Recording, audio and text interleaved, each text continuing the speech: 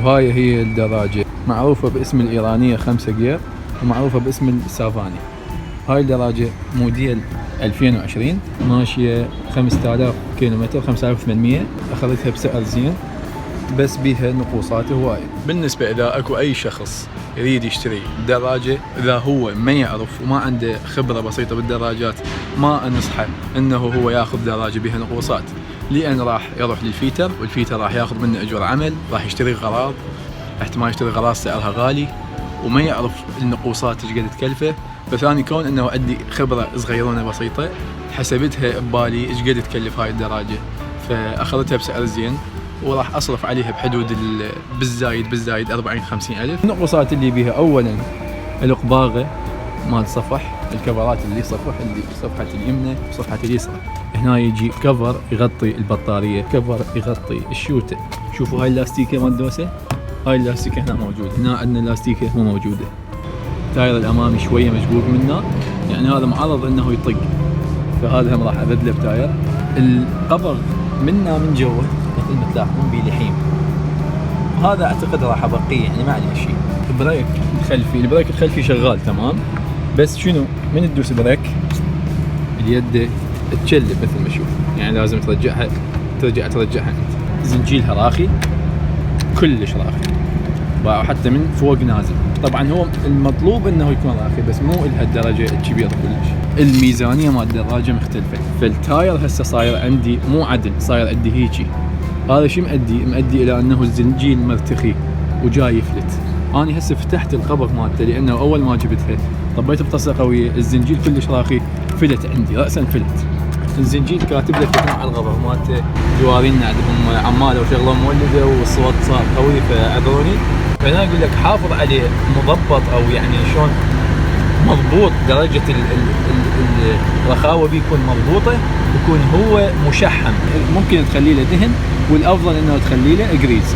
اشغلها واخذها يم احد الاشخاص اللي اعرفهم راح يضبط لي هاي الاشياء كلها وانا هم اساعده يجوز.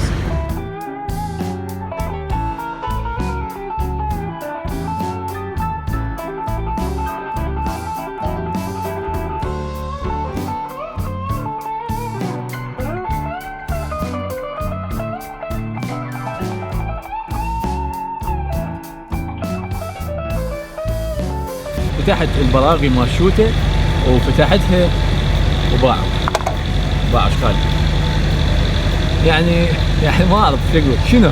شنو هذا اخوان؟ فلتر الشوته جدا مهم. ليش مهم؟ لانه هو المسؤول عن تصفيه الهواء الداخل الى الكاربريتر او الى الكاربريتر. هي الكاربريتر شو تريد حتى تشغل الماكينه بصوره صحيحه؟ تريد بنزين نظيف وتريد منك هواء نظيف.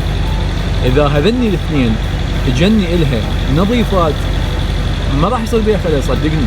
يجوز تتوسخ عندك يعني مده طويله وما راح تصير عندك خربطه، ما راح تطفى الدراجه، ما راح تعتعد. كل هاي المشاكل اللي تصير بسبب عدم اعتنائنا بالوقود الداخل الى الكاربريتر، بسبب عدم اعتنائنا بالشوته او فلتر الشوته. كل ما تبدل دهن فلتر الشوته فتحه نفضه، كل شهرين بدله. هذا كله راح يأمن لك عملية الاحتراق ويأمن لك انه تكون عملية تشغيل الدراجة بصورة صحيحة وصورة نظيفة. نلتقي بأقوى مصلح ببغداد. صار لك كم سنة تشتغل بالدراجات؟ قبل جيت للدنيا.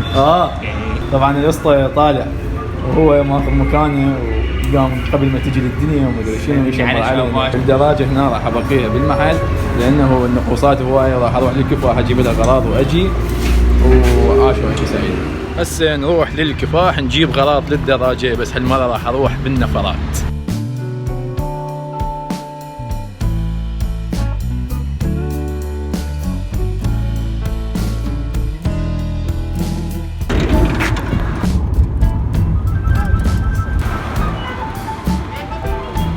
اشتريت الغراض وراجع للبيت بالنفرات.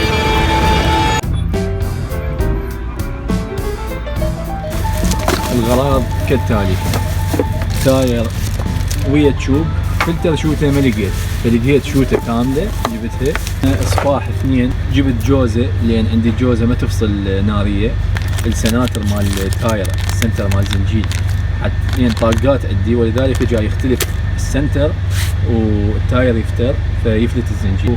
عندنا هذا السفرنجة مال بريك. ابقوا للنهاية حتى تشوفون شكل الدراجة بالاخير وتكلفتها كلها ايش قد راح تصير علي. وهسه راح اخذ الغراض هذني حتى ابدلهن للدراجة يم المصلح.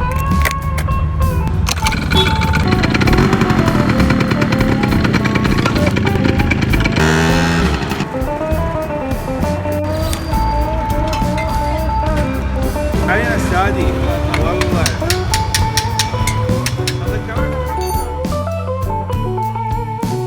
شنو قام ما يرجع.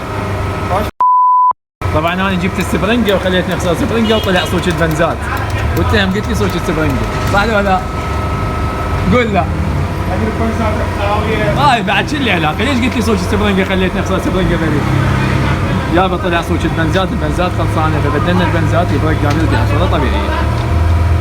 لوز جوزة طلع ما بيها شيء، وبقينا على الجوزة القديمة. طلع القطع منه انا سواه الفيتر الله يحفظه، بس ما راح اطلع وجهه لانه قال لي جيب جوزة وطلع مو صج الجوزة، قال لي جيب سفرنجة وطلع مو صج السفرنجة. والله هي دراجتك قامته وابوها مشتعل بس. اي شوف هو هاي انتم من يطلع شيء غير اللي وصفتوه ضمون صوت على الدراجة. هاكم هاي الجوزة مني لك.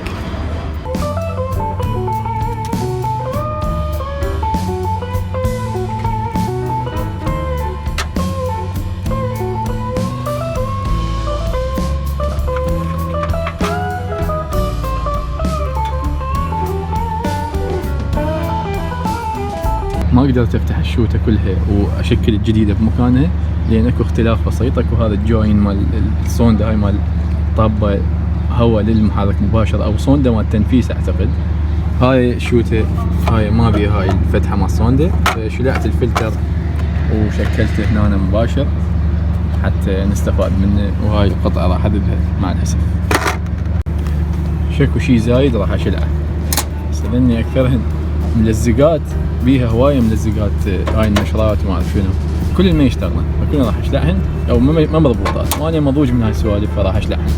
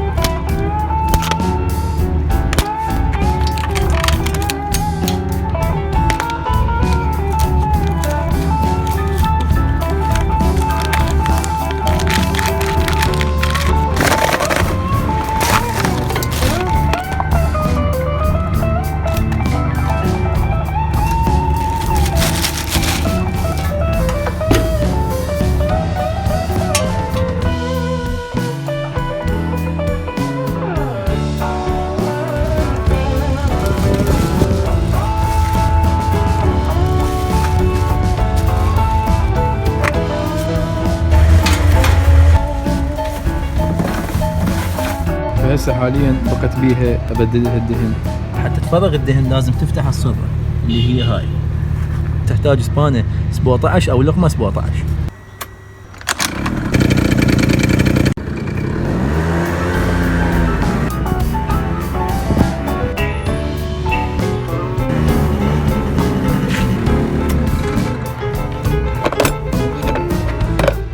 جبنا الغراض اللي نحتاجهن، هاي السبانة وهاي طاسة اذا عندك جدرية زايدة ما تحتاجها، دبة تقدر تشقها وتسويها مثل طاسة. فالمهم هاي الطاسة اللي راح فرغ بها الدهن.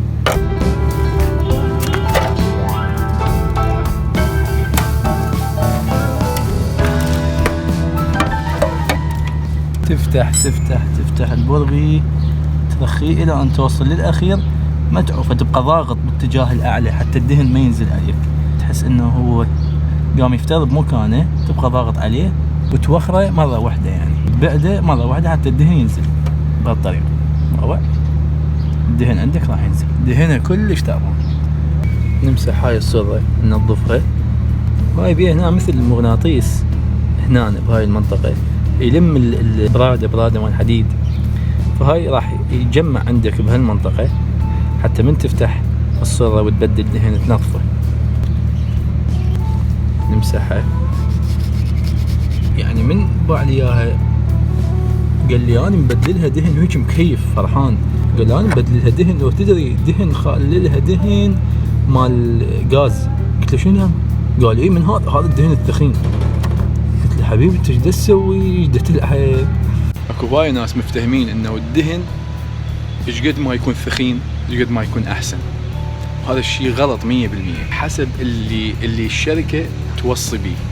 الشركة تقول لك خلي سايز هالقد، خلي هاي بدون نقاش وبدون اجتهادات. ومهندسين وميكانيكيين وناس خبرة وعندهم سنوات بصناعة المحركات وسنوات خبرة بمعرفة الأشياء الملائمة اللي يخلوها للمحرك، ويكتبوا لك مثلا دهن خلي 20-50 أو دهن خلي 10-40. تجي أنت تدير دهن لا تقول لا احنا جونا لا ما يتحمل، لازم أدير لها دهن مال غاز. دهن مال غاز داير لها يا عالم. هاي محركة هالقدود هذا دهن مال غاز. باع شلون باع؟ شنو؟ لك ليش بس قول لي ليش نسد الصورة مال الدهن؟ لأن هذا راح يبقى ينقط، إذا تعوفه ينقط نص ساعة يبقى عندك ينقط، فعادة نسده احنا لأنه باعتبار اللي بقى هسه بقى شيء بسيط جدا ما يأثر. يعني مجرد اللي بقى اللي بجدار المحرك اللي بجدار الماكينة بقى يعني ينزل ببطء ويتحول إلى قطرات، فنسد الصورة ضرب برهوة إيدك إلى أن قفلت إيدك هاي عوفة. نصيحة أخوان، قبل ما تدير دهن أو قبل ما تروح تبدل دهن حاول تفتهم، حاول تعرف قدر الإمكان إنه شنو الدهن المخصص للمحرك مالتك. يعني هذا الشيء يساعدك بنسبة 80% إنه المحرك يطول عمره المدة أطول.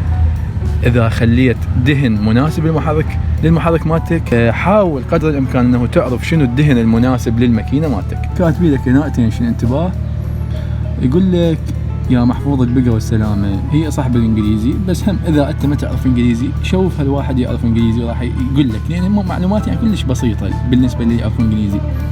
وإذا ما لقيت واحد أكو برنامج المترجم هنا يقول لك رجاء تشيك دهن المحرك قبل التشغيل، والله هاي كلنا نعرفها. يقول لك هنا بدل دهن المحرك الجديد، يعني من تشتري دراجة جديدة مثل هاي بدل دهنها بعد ما تقطع مسافة 300 كيلومتر.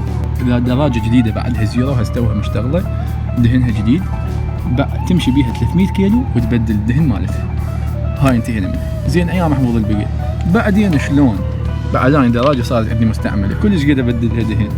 هنا يقول لك وبعدين بالمستقبل من الدراجة تصير بعد عندك مستعملة كل 1000 كيلومتر، لاحظنا هذا واضح، كل 1000 كيلومتر بدل دهن. فأنت إذا عندك دراجة من هاي وتدير لها دهن يعني جيد، حاول تعرف المسافة مالتك. هنا المسافة مثلا هي ايش قد 5895. هاي من ابدل دهن اكتب بورقة والزقها هنا، اكتب بورقة واضربها بالبيت، اكتب بالملاحظات مال التليفون، اكتب انه انا بدل الدهن من كانت الدراجة ماشية 5800، فبعد ما تمشي بيها 1000 راح تجي تبدل دهن. هاي حسب توصيات الشركة. شو يدير لها دهن؟ شنو الدهن المناسب؟ هم كاتب لك عمي رحمة لوالديك اختار دهن محرك اللزوجة مالته 20-50، والقياس مال يعني السعة اللي تاخذ كاتبين 0.8 أو 0.9، 0.8 إلى 0.9. ملاحظين؟ انت هذا الموضوع يعتمد على القياس مال القطر. الرحمن الرحيم. هنا كلش تمام، لأن هذا عندك ربع نص 3/4 750 مليلتر، هنا فوقه يعني 800. لا تحاول تدير هيجي، لأن هيجي إذا تدير هيجي راح يسبب لك مشكلة وراح يدمر الدراجة. فالمحقان يجيب مثل هذا صغير ووصله عندك للاحتياط. باعوا فرق الدهن، باعوا هذا وين ذاك وين. نجي نرفع بهاي الطريقة، ما راح تتدمر عندك الدراجة. ننظفنا هاي القطرة، نجي نشيك الدهن، تسده للأخير وبعدين تفتحه تشوف القطرة مالتك. مثل ما ملاحظين هو المطلوب منك يكون لهنا الدهن، وهو المطلوب تنفذ. ما اكو اي دهن صار عندنا، ما دام الشغل مضبوط النتائج تكون عندك اضبط ان شاء الله. اما بالنسبة للدهن القديم فاخوان رجاء لا تذبه بالمجاري، لا تذبه بالشارع، لا تذبه بحديقة، لا تذبه. ليش نذبه بهيج مكانات وهو سالفته كلش سهلة؟ صدقوني كلش سهلة. نجيب دبة فارغة وكل ما نبدل دهن نديره بهاي الدبة الى ان تنترس، نعطيها ابو الدهن هو راح يفرغها بالبرميل. هم الدهن المحترق ما يذبوه، يجمعوه ببرميل، والبرميل يجي ابو سيارة يشتريه من عندهم. يعني هذا الدهن ينباع بس باسعار كلش يعني رخيص. نخلي كرتونة حتى لا ندمر القاع. من تنترس الدبة وديها لأقرب واحد ابو دهن عندكم وطيه اياه، وفضت خلصت. تاخذ من عنده دبة حتى تذبيها الزايد من جديد.